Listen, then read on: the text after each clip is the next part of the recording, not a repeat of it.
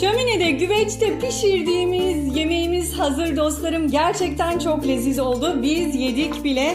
Herkes inanın bana 2 tabak yedi. Bunu böyle kendim için ayırdım. Yemedim, size videoyu çekmek için dostlarım.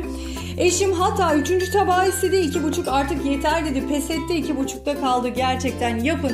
Bir dost tavsiyesi dostlarım. Çok güzel, çok lezzetli oldu dostlar. Gerçekten yalan değil. Tarifi sonuna kadar izleyin lütfen. Size tavsiye ediyorum.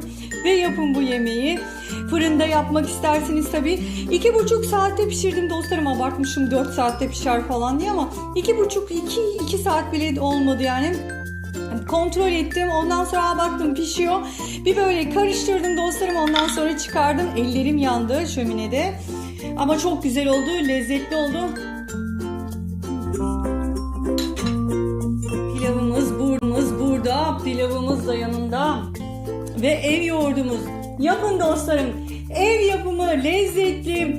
Yani bir restoranta gitsek 3 tabak benim eşim yese kaç paraya mal olacak düşünün artık. Evde yapın, güzel, afiyetle yiyin dostlarım. Sizi çok seviyorum. Aboneliğinizi, desteğinizi, yorumlarınızı bekliyorum. Beklemez olur muyum? Neden? Çünkü sevilmek, sevildiğini bilmek bir insana çok mutluluk verir.